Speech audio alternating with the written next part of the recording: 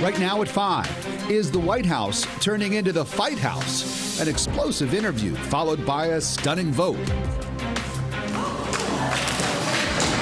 They should have approved health care last night, but you can't have everything. Tonight, turmoil surrounds the Trump administration.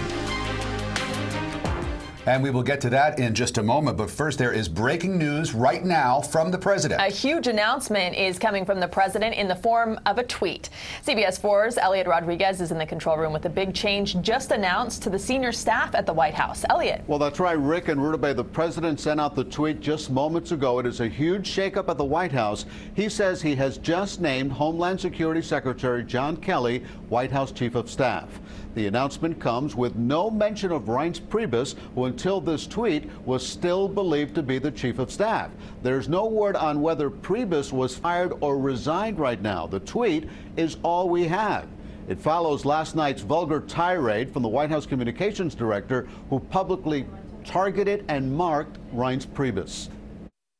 The New York Post compares the Trump administration to the hit series Survivor, calling the White House the craziest reality show on TV, and its newest cast member is Communications Director Anthony Scaramucci. I think he's passionate about the president. It sometimes gets the best of him. Scaramucci unloaded on Chief of Staff Reince Priebus in a New Yorker magazine article. He called Priebus an expletive, paranoid schizophrenic, a paranoiac, and said he'll be asked to resign very shortly.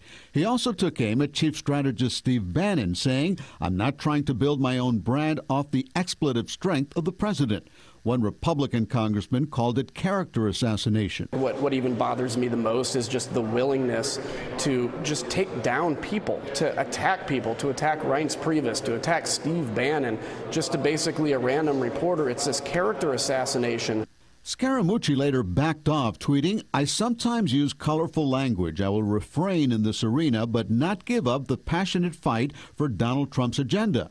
But the infighting extends to the cabinet. If he wants to make a change, he can certainly do so, and I would be glad to yield in that circumstance, no doubt about it. Attorney General Jeff Sessions has been under fire from the president because he recused himself from the Russia investigation. Mr. Trump's public rebuke of Sessions has raised eyebrows on Capitol Hill. The way that Jeff Sessions has been treated, it did not go over well with Republicans in the United States Senate. Sessions says he will not resign unless the president asks him to do so.